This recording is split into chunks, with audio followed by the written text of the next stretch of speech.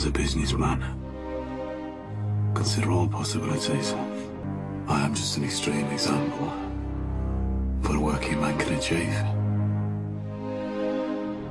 As a businessman, consider all possibilities. I am just an extreme example of what a working man can achieve. अगर कुछ था तो उसे वोमनाइज़र कहना ज़्यादा सही होगा। अगर कुछ था तो उसे वोमनाइज़र कहना ज़्यादा सही होगा। जी हाँ, वो सोच सकता है, कामली, स्ट्रेटेजिकली, इफेक्टिवली। फर्क नहीं पड़ता कैसी परिस्थितियों में है, वो सोच सकता है। आम लोगों की तरह वो भी गुस्से में आ सकता है, तकलीफ में आकर रो सकता है, अपना आपा खो सकता है, लेकिन तब भी वो सोच सकता है। और जब मैं कह रहा हूँ कि वो सोच सकता है तो मैं आम सोच की बात नहीं कर रहा। मैं बात कर रहा हूँ ऐसी सोच की जो प्राइड, प्रेजेंट और इम्पल्स इन सब से परे हो। उसकी सोच उसे काबिल बनाती है कि वो अपने मौजूदा हालातों के साथ साथ भविष्य की बड़ी तस्वीर को देख सके और उन मुताबिक निर्णय ले सके। अपनी सोच के साथ साथ नियंत्रण का भूखा है।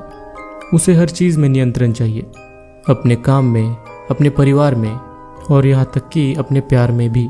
लेकिन वो कहते हैं ना कि हर चीज़ आपके मुताबिक नहीं चल सकती। उस तरीके से कई बार चीज़ें उसके नियंत्रण में नहीं रह पाती। वो उन चीज़ों पर गुस्सा भी होता है, लेकिन कभी अपने गुस्से को अपने निर्णयों पर हावी नहीं होने देता। अपने स्वार्थ के साथ साथ ताकत को भी समझता है। ताकत सिर्फ वक्त की गुलाम होती है और इस चीज़ को बखूबी समझता है। हर वक्त बेवकूफ़ों की तरह ऑफेंसिव या फिर डोमिनेंट बना नहीं फिरता। उल्टा कई बार वो अपने आप को जानबूझ के कमज़ोर दिखाता है। वक्त के साथ अपने दुश्मनों के साथ हाथ मिला सकता है और अपने दोस्तों को दुश्मन भी बना सकता है। वो जानता है कि उसे हमला कब करना है और पीछे कब हटना है। अगर मैं चाहूँ तो 48 लॉज ऑफ पावर की पूरी सीरीज सिर्फ अलग से निकाल सकता हूँ। मानो उसका नेचर अपने आप उन लॉज को फॉलो करता है।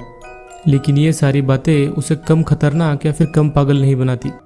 वो अपने आप को अपने दिमाग की वजह से काबू कर पाता है, लेकिन उसका ड्राइविंग फोर्स उसका माइंड या फिर उसकी सोच नहीं है। एक स्ट्रेटेजिक मॉन्स्टर है जिसे रोकना बहुत मुश्किल है और इन्हीं मुश्किलों को बद से बदतर एक और चीज़ बनाती है। The only emotion that rules Thomas, उसके ambitions.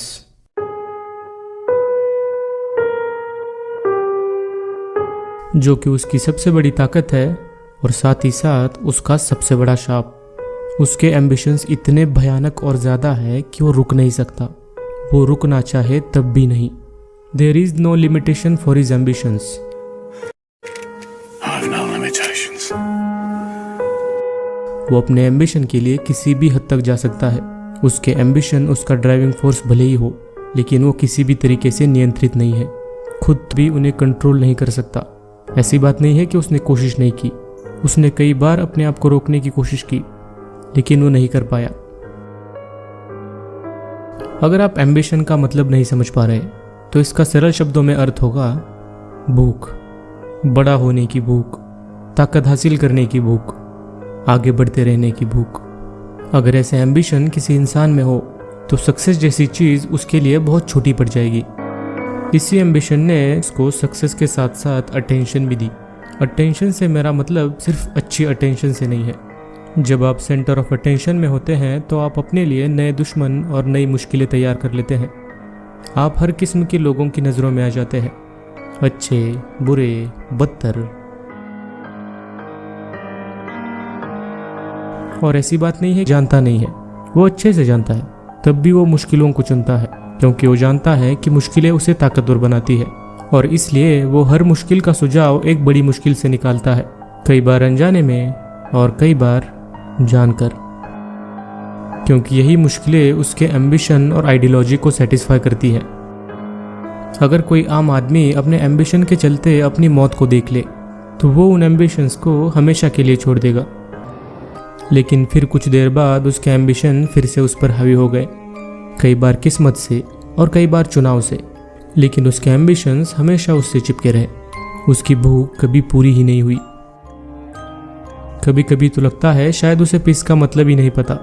He finds that chaos that justifies his ambition. He finds that problem he cannot solve. Finds that man he cannot defeat. अगर ऐसा आदमी आपका दुश्मन हो तो आपकी हार लगभग तय है। अगर ये बात सुन के आपको डर नहीं लग रहा तो यकीन मानिए आपको डर लगना चाहिए। अगर कोई हरा सकता है तो वो खुद ही है, और यही सबसे बड़ी दिक्कत है। आप उसे कुछ वक्त के लिए गिरा सकते हैं, लेकिन उसे रोक नहीं सकते। The only person who is capable of stopping और डिफीटिंग इज हिमसेल्फ। और सबसे डरावनी बात यही है कि वो इस बात को जान चुका है। वो जानता था उसके एम्बिशन, उसकी ताकत खतरनाक है, और तो और कई खतरनाक लोगों के लिए यह न्योता है। थॉमस भी अपनी महत्वाकांक्षाओं को मिटा नहीं सकता, क्योंकि उसकी महत्वाकांक्षाएं उसका एक अहम और बड़ा हिस्सा है। इतना बड़ा कि अपने एम्बिशंस के बगैर ही नहीं है। उन्हीं महत्वाकांक्षाओं की वजह से वो उस ऊंचाई पर है। वो अपने एम्बिशन को डिस्पाइज कर सकता है, उनका तिरस्कार कर सकता है, लेकिन वो उसी का हिस्सा है और इस बात को कभी नकार नहीं सकता। इसीलिए मैंने कहा था कि लिए उसके एम्बिशन उसका सबसे बड़ा श्राप है। बात करते हैं अति कुछ खूबियों के बारे में। उसके पास वो सब कुछ है जो एक पावरफुल लीडर में होना चाहिए। उसका अपीयरेंस, उसकी बॉडी लैंग्वेज जो उसके कॉन्फिडेंस और डोमिनेंस को झलकाती है, उसके चेहरे के हाव भाव जो उसे मिस्टीरियस और अनप्रिडिक्टेबल बनाते हैं, उसकी पर्सनैलिटी, उसका ऑरा एक रिस्पेक्ट डिमांड करती है। The way he walks, the way he speaks, the way he thinks, हर चीज़ चीख चीख के कहती है कि this is how the power looks. Psychological level पर उसमें वो हर कमी है जो हर एक इंसान में होती है। उससे भी गलतियाँ होती है, लेकिन वो लोगों को ये यकीन दिला सकता है कि वो पूरी तरीके से नियंत्रण में है।